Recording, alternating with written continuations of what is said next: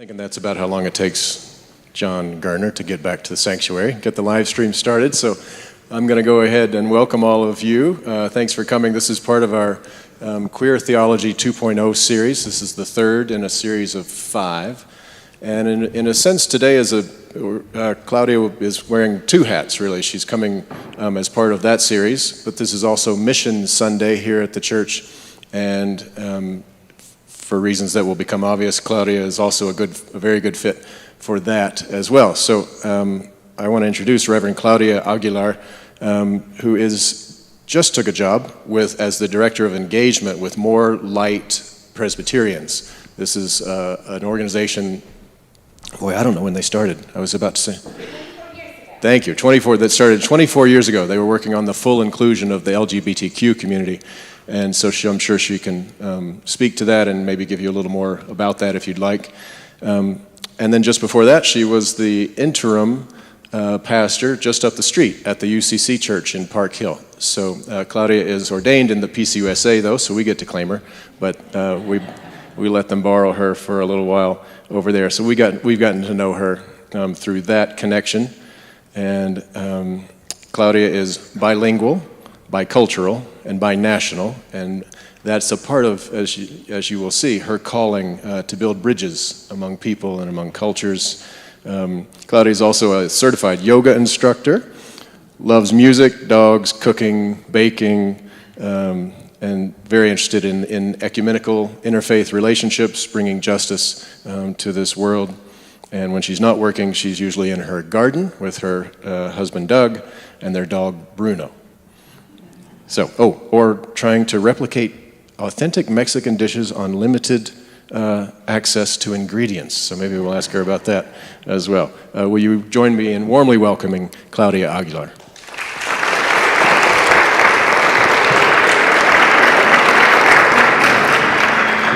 Thank you, Ian. Oh, that was loud. Okay. As Ian said, my name is Claudia Aguilar. My pronouns are she and her. And yes, I just took a job with More Light Presbyterians, so this is as new to you as it is to me. So for today, for this session, I met with Pastors Clover and Ian, and we talked about a little bit of the things that we wanted to talk about, and our consensus was building a common language, sex, sexuality, gender, and More Light Presbyterians, because that's my job. So first, before we begin, let us clear the rules of the game here. Number 1, there are no dumb questions. Number 2, we don't get to decide what term people use for themselves. We cannot say someone is gay if they have never said it. We cannot say someone is transgender if they have not said it. We just call people what they ask us to call them. Number 3, we will all make mistakes at some point, including me. I make mistakes all the time. I mess the pronouns of my board members all the time. We are all learning. Grace abounds. Because things are always changing. Like what we're talking about today would have been super different 5 years ago and will be completely different in 5 years. And this is why you're doing the 2.0 of queer theology, right? Because things change. That being said, let me tell you a bit about myself, and then you're going to tell me a little bit about yourself. So, I promise that this awkward story will lead us to somewhere. Chema. Chema is the name of my first love. I was 5 when I met him in my neighbor's yard, playing soccer. I remember his freckles, his dark hair. I was 5. He was my first crush. And not only that, he was the crush that lasted throughout all of my childhood, my teenage years, and my husband is a little bit jealous of him still. He is my neighbor's nephew, and meeting him that day on a summer day in Mexico City of 1986 was the day I realized that I like boys. So, that being said, I want you to talk to someone next to you and describe to them in detail, just the way I did, embarrassingly.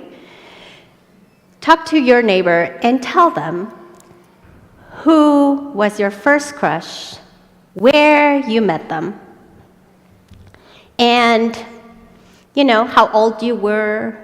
And if you have never had a crush because you're not into liking people or being attracted to other people, then tell your neighbors about that and say, when I was 11, I realized, everybody's having crushes and I don't. So talk to your neighbor. You have like 2 to 3 minutes doing that.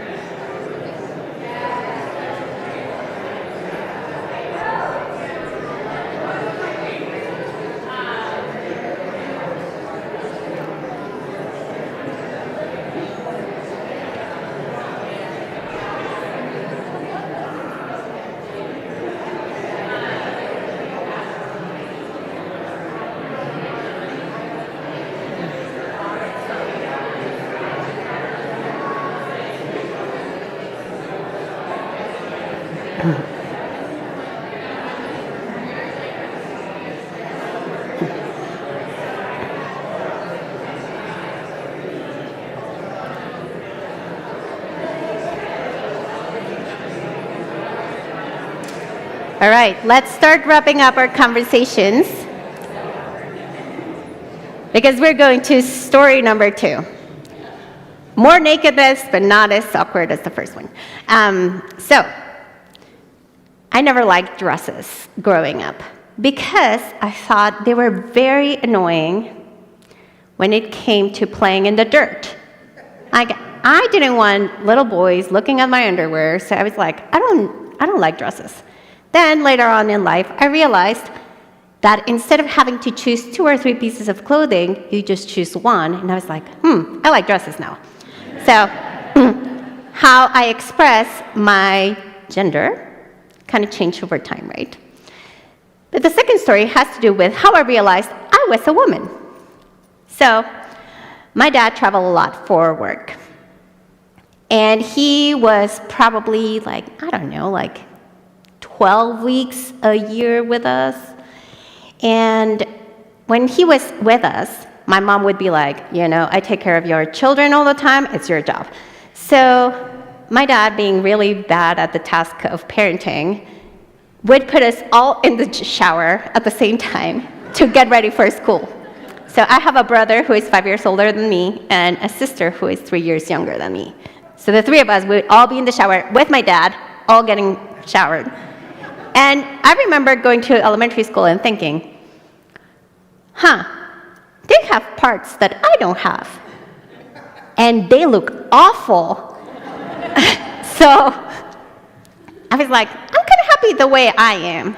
So even though I didn't like dresses, I was very happy with my God-given parts and my genetic parts and with all the things that came with being a woman at that point. So now I want you to turn to your neighbors again and tell them exactly how and when you realized you were the gender that was assigned to you, your birth gender, and how did you feel about it? Like in my case, I felt really good about it. I'm like, I don't want that. So tell your neighbor how you felt about it. And if you didn't like it, tell them, okay, this is the age when I realized that I didn't like my gender that was given and assigned to me. So talk to your neighbor again, 3 minutes.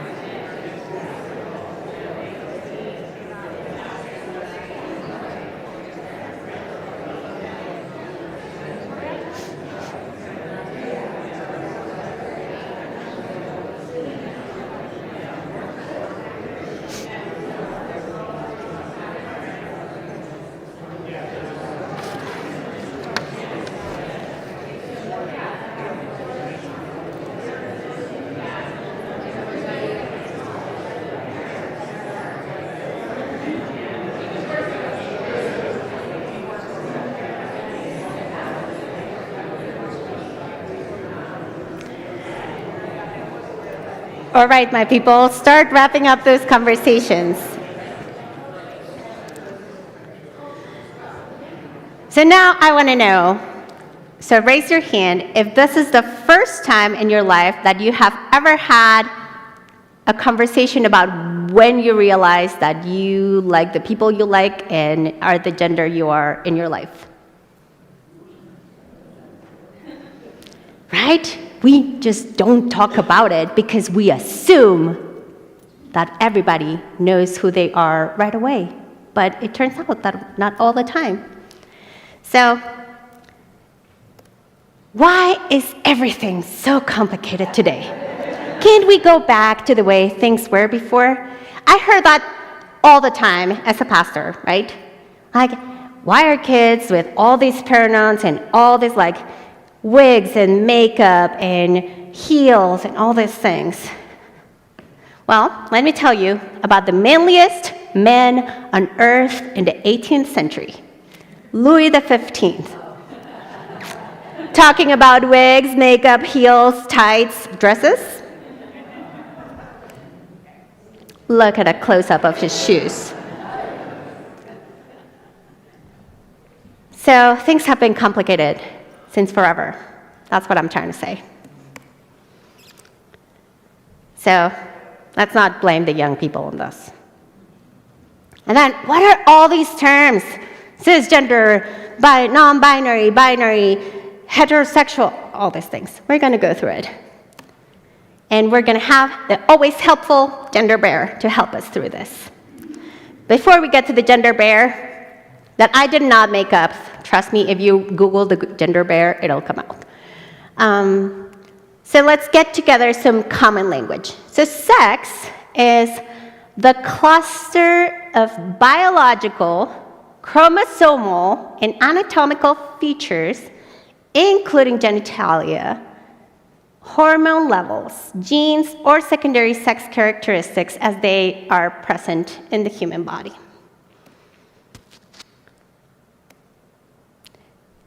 So we have, with sex, terms like intersex, who are people who have chromosomal or genetic or biological characteristics of both female and male.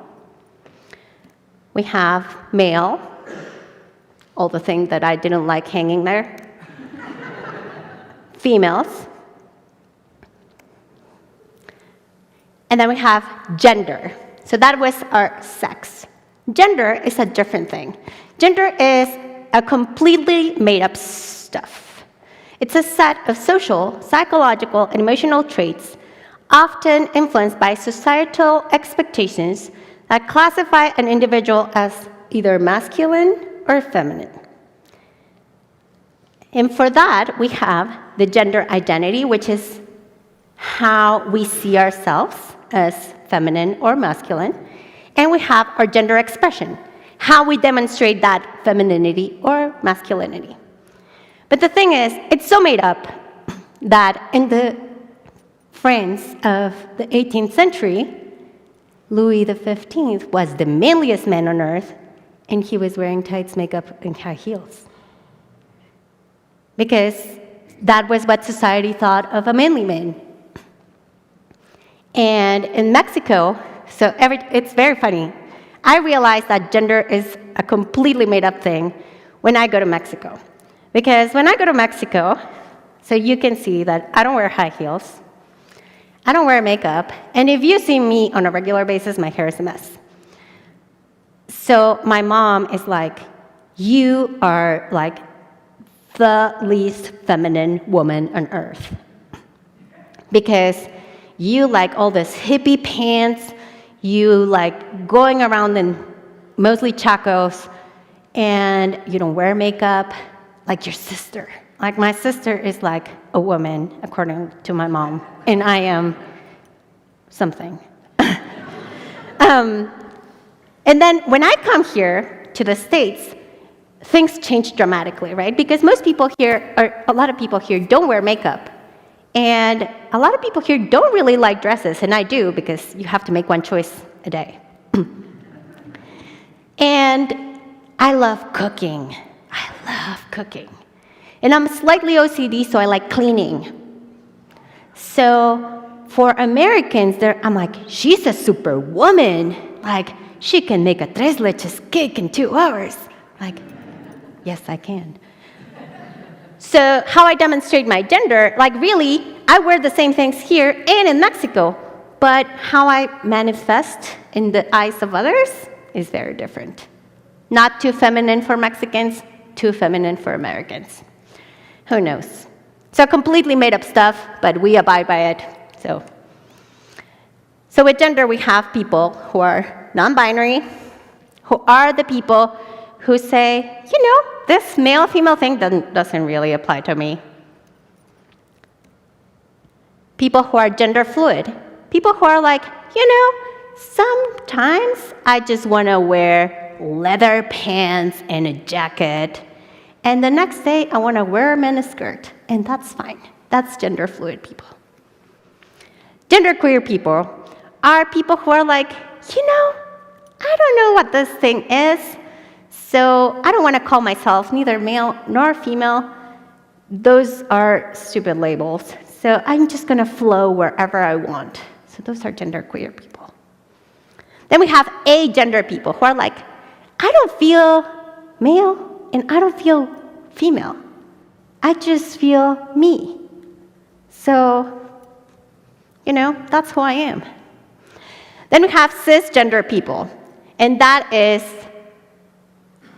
the majority of us in this room. The people who are like, hey, I am this gender, and I'm fine with it, and I dress like it, talk like it, walk like it. Then we have transgender people, who are the people who are like, these are not, these rules do not apply to me, but the other rules for the other gender. So we have, in the transgender category, people who transition from male to female and from female to male. And we have male, suits. If you've seen Barbie movie, Ken. Female, Barbie. And the thing is, this has always been complicated, right? I learned in this other class I took that, and it was a culinary class, you figure. There's this group of people in Mexico, in the state of Oaxaca, called muxes. And muxes are a third gender. They existed before the Spanish came. They existed after. They continue to exist. Muxes are people who would qualify as non-binary people in our current terms. There are people who are like, I was mostly born male, but feel more identified with female traits. So they dress as women, they talk with a higher pitched voice. And the thing is, in Mixtec culture, it is considered a beautiful thing to have a muxe child. It is a gift from the gods. This is before the 16th century. So gender has always been fluid, complicated, and with lots of terms. So we have people who present more feminine, Barbie, or masculine, Ken. Gender neutral, kind of just like the everyday person who is wearing jeans and a t-shirt and Converse running shoes.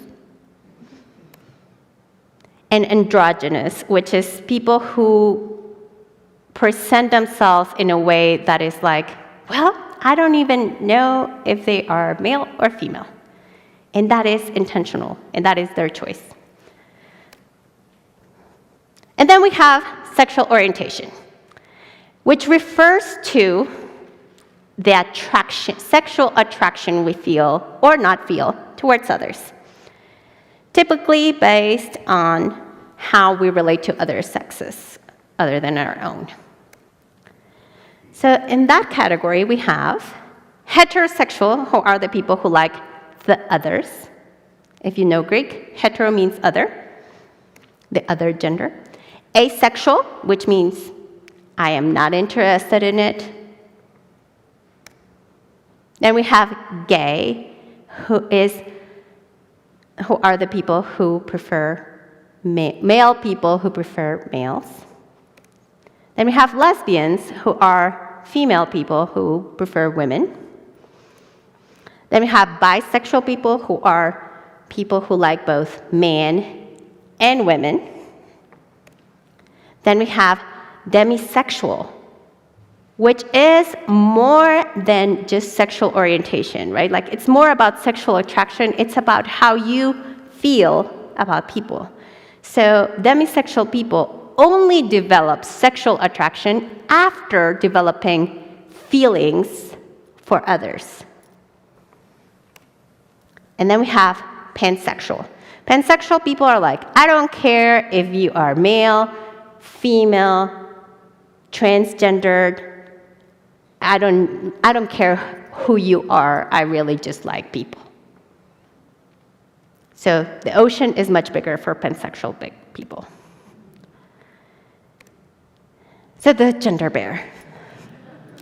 So the gender bear has 3 parts, right? Like the chromosome part, which is our sex, and we either are happy with it or not, and that's what creates our sex and gender, once we decide if we are okay with it or not. Then the heart, there's 2 hearts, right? Like there's the part of sexual attraction and the part of like feelings. So demisexual people are more like in the feeling part, and then the others are in the sexual part. And then they have the rainbow, which is the gender identity and gender expression, like how we perceive ourselves and how we express that perception to others. And this is the thing, and I said it at the beginning and I'll repeat it. We don't get to decide what other people are.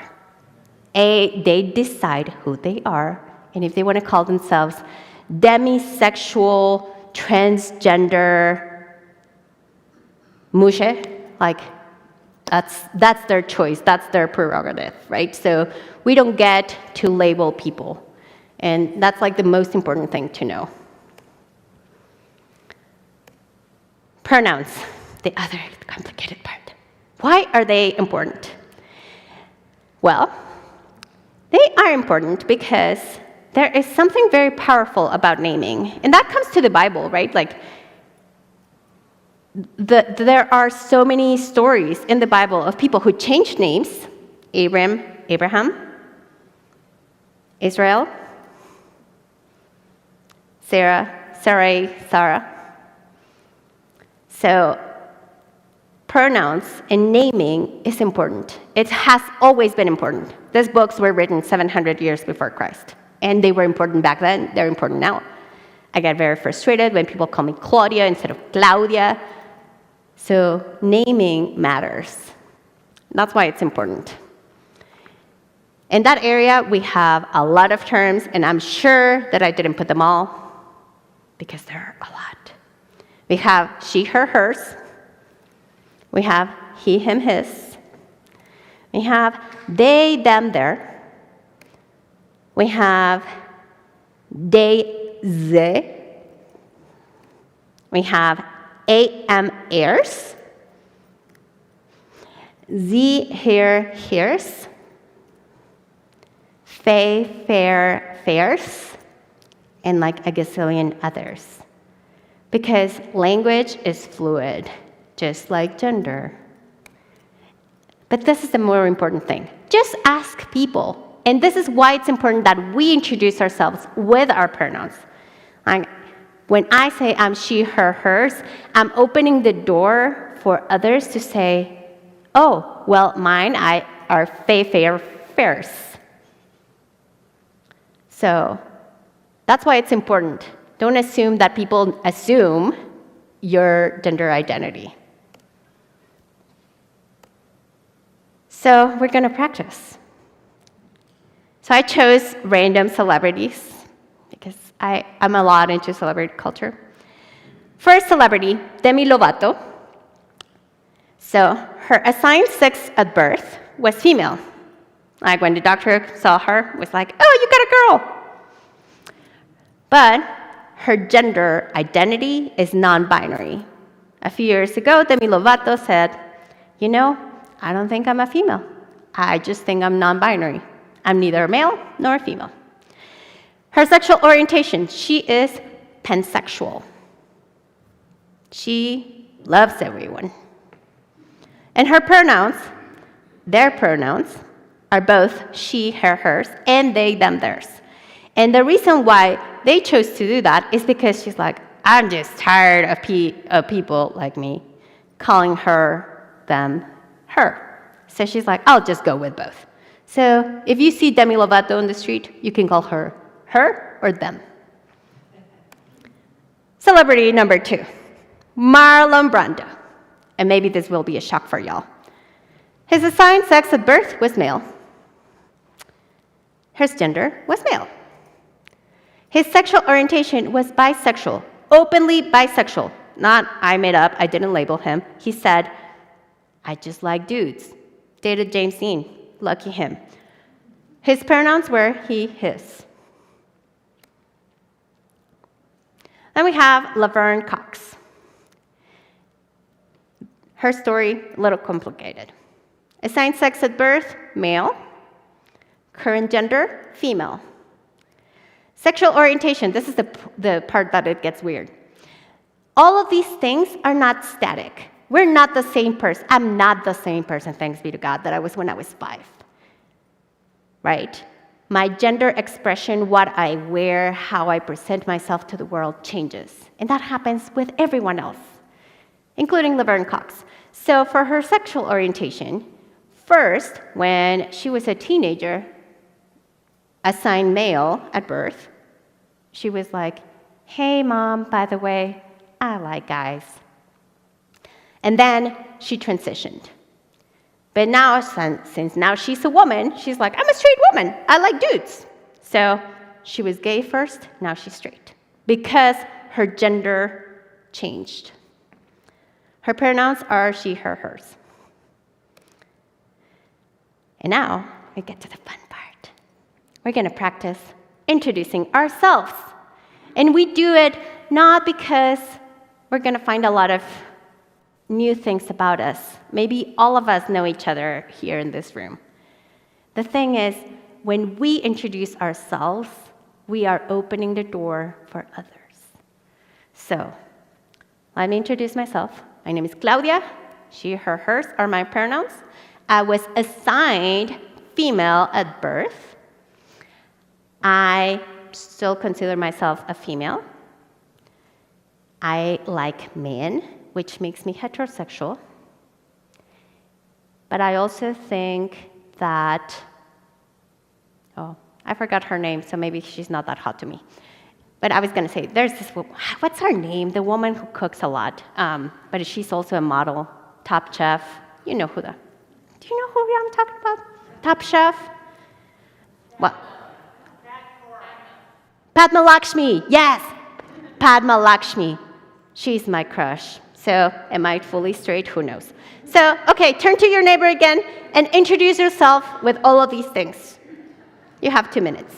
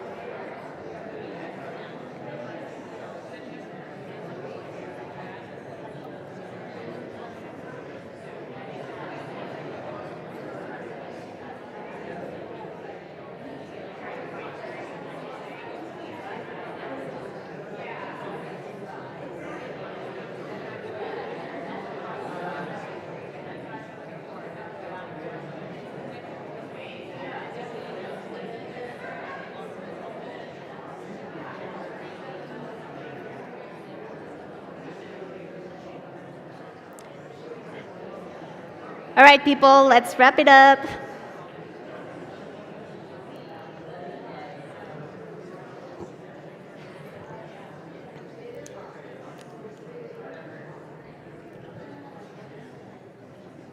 So now we're going to talk about, once we have all these terms clear and now we're fully capable of introducing ourselves. And remember, think of this as like, if you're the kind of person who holds the door of, like, the doctor's office for someone else, that's what we're doing here. We're holding the door for others when we introduce ourselves. So the LGBTQIA movement and the PCUSA. So I have questions for you just because I'm very curious. So you're going to do this or this, right? And based on your knowledge, the Presbyterian Church USA approves same-sex marriage.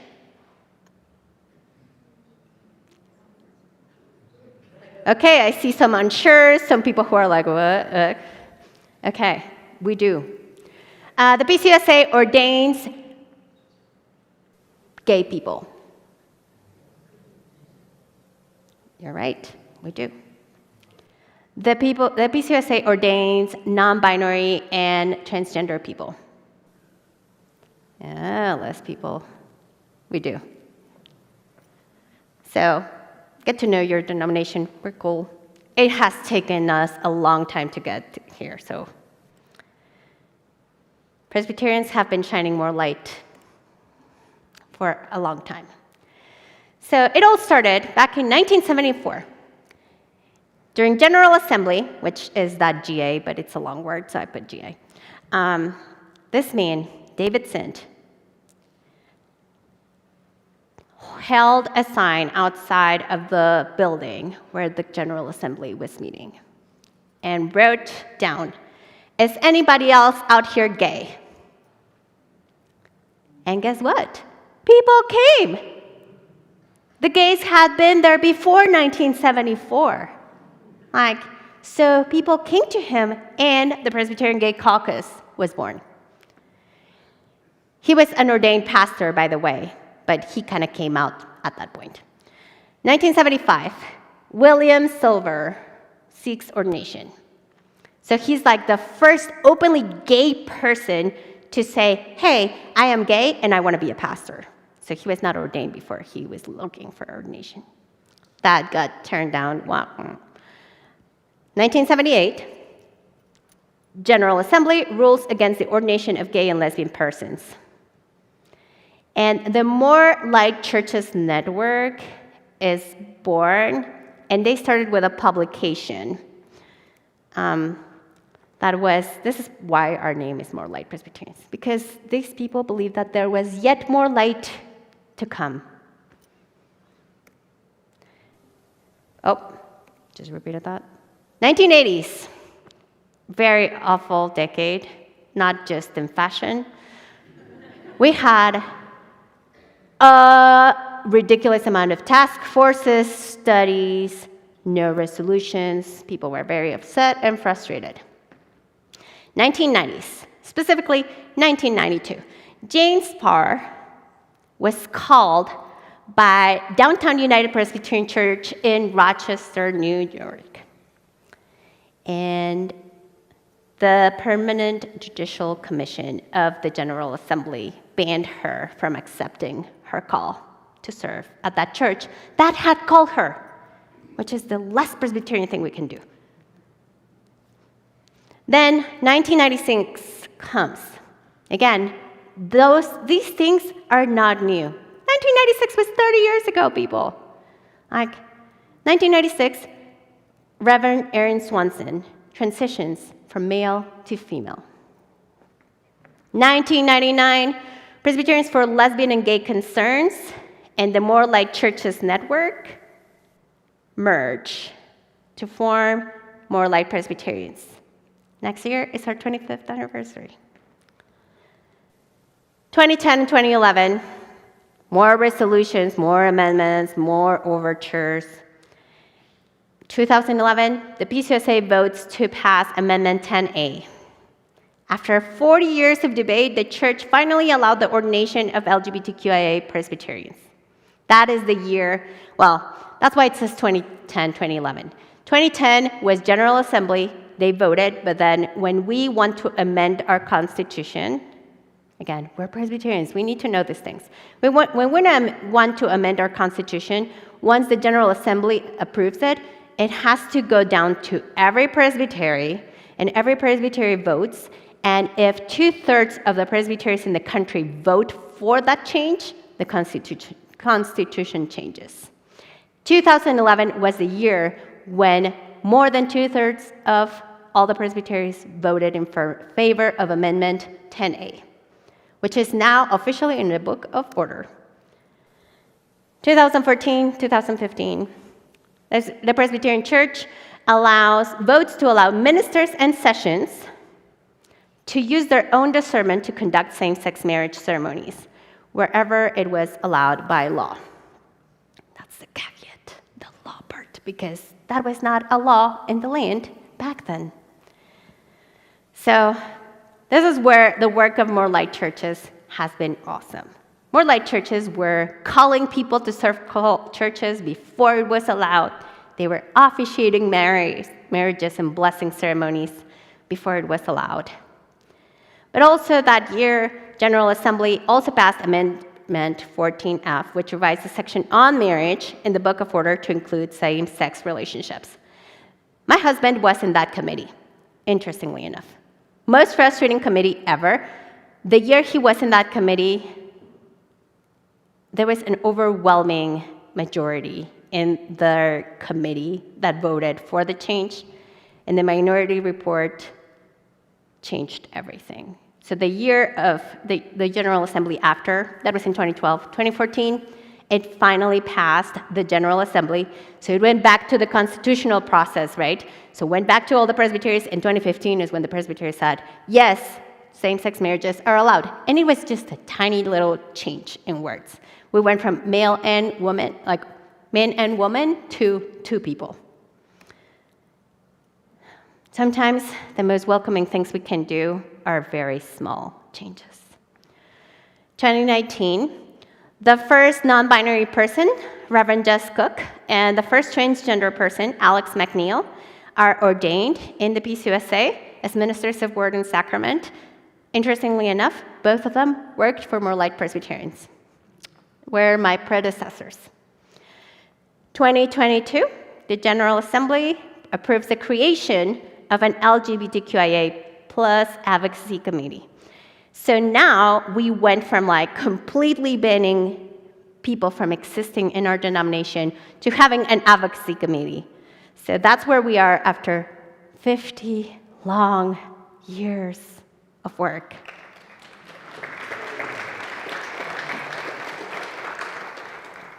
So what is next for More Light churches, right? We achieved what we wanted. Is that what we really wanted? No, we want more. We want justice for all earth.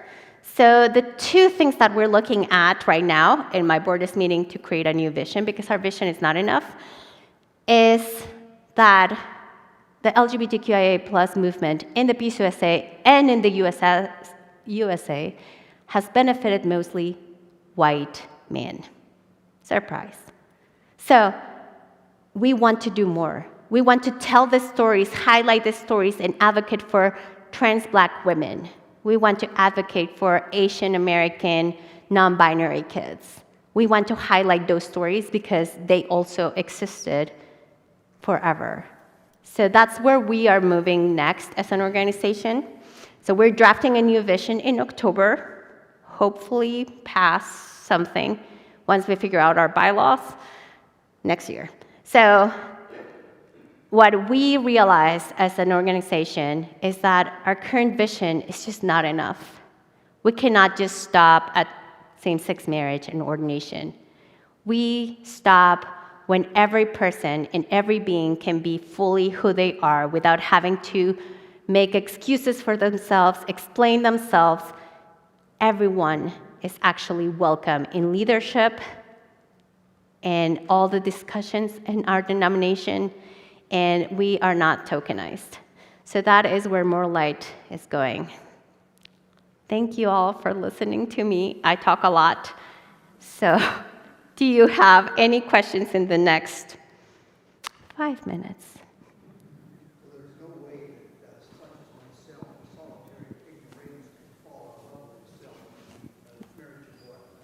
Let's just wait for the microphone, because I could not hear. Well, it's a facetious question in a way, but the long and the short of it is I'm a solitary ignoramus, and I don't want to fall in love with myself, marry myself, and be a entity unto myself. And that is the question. Well, the question is, what do you think about it? Could we all be? I think you do you. And I really think that that is like our goal, and that's like really our vision for the next 25 years. That everybody can do whatever they want, including marrying themselves or not marrying themselves. So.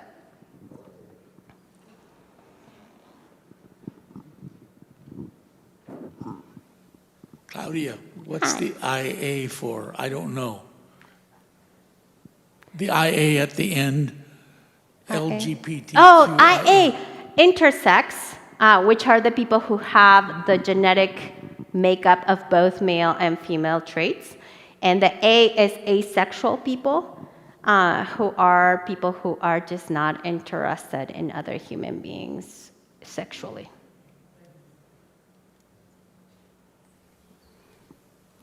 We have a question here.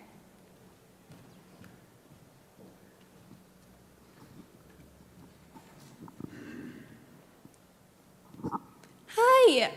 So I was wondering, what do you think that the next steps are for more light? Like, what do you think is that you're going to do next?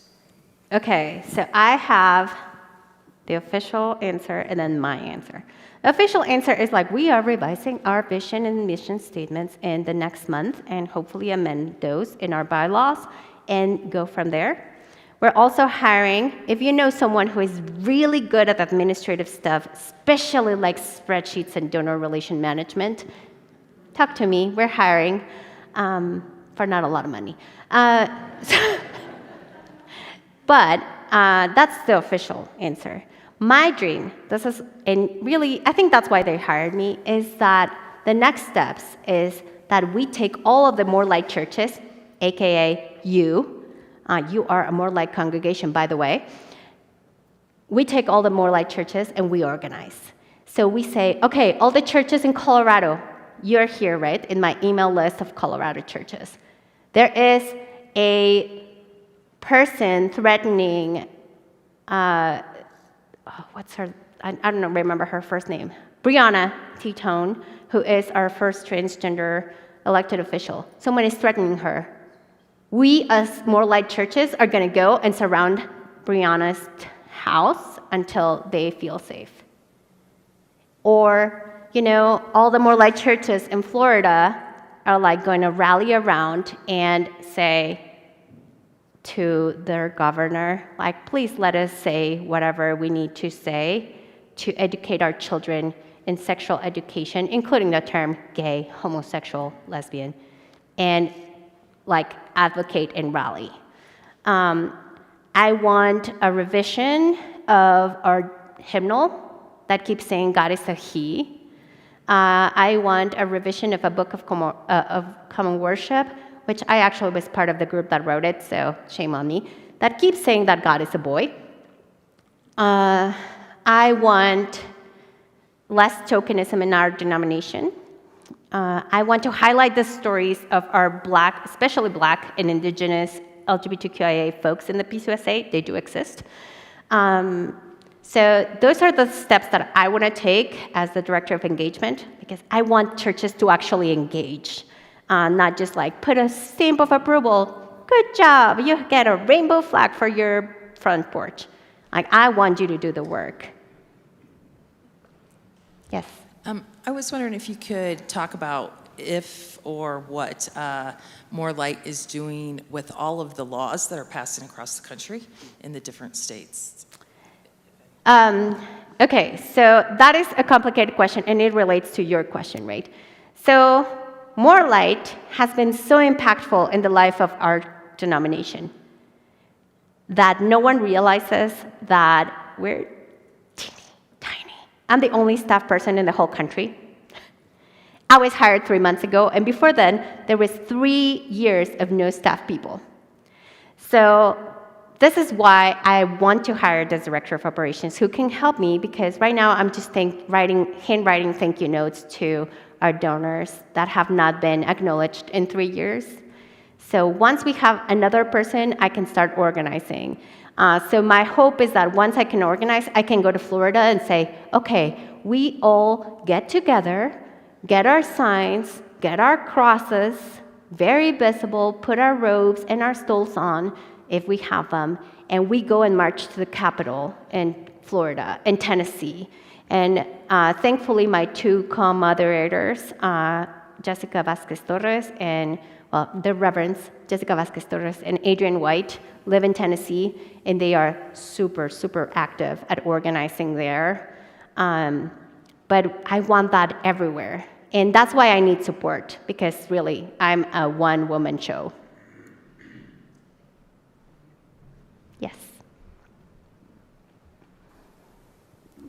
What about collaboration with other non-Presbyterian churches? I know that this church has collaborated with St. Andrew United Methodist Church, which is a reconciling congregation, somewhat similar, though the overall Methodist Church is having all kinds of issues. Are there plans for getting a larger coalition of other churches? Yes. So there is already collaboration. There is a collaboration with the UCC Open and Affirming Coalition, the Affirming Ministries of the UMC. Again, these organizations like us have such a huge impact, but they're also teeny tiny. So our capacity to really say a lot and do a lot is very limited. But this is where I want to go to all the churches, like here, and say, hey, y'all, why don't you get together with all these congregations and organize a pride dance show that is safe for teens, right, during June. I want our congregations to do the work. We cannot do it alone, even as a coalition of organizations. So I think we're running out of time, but I'm happy to keep talking. 1 minute. Okay, 1 minute, one more. There we go. Hi, I'm Wendy. My pronouns are she, her, hers. We have best friends, and I'm lesbian. We have best friends whose daughter is now they. And I thought maybe you could explain to all of us how difficult it is and how to remember to call the daughter they, them, they. Are they coming to visit? Only you, when it's plural, otherwise you might say they is, which can be very confusing. Well, this is the funny thing. We use they, them all the time, or at least I do. Every time I talk about the government, I use they. Right? They want us to charge us for blah, blah, blah, blah, blah, or they just increase my property taxes to a ridiculous. We use that all the time. So I think the question is why do we have such an easy time creating a they out of the government, but not out of a person? And also, grace. I think that was one of the rules, right? I was in a board meeting on Thursday, and I have worked with these board members very intensely for 3 months because they are all I have, and in terms of support. And I called one of our board members who presents female. If you see them in the street, you would think they are a female, but they go by they. And I was oh yeah, Kate, she's awesome. And Kate was they are awesome. They is awesome. I'm I'm sorry. You just apologize and move on and try to get it right the next time. I'm sure that when Abraham changed his name, there were a lot of people who were hey, Abraham. So just think of that, right? It's Abraham changing his name, and people are going to mess up. Be gracious to you, and just the fact that you're making an effort means that you have the heart in the right place and that person is going to see you. So thank you all for having me. And if you have more questions, I'll be here.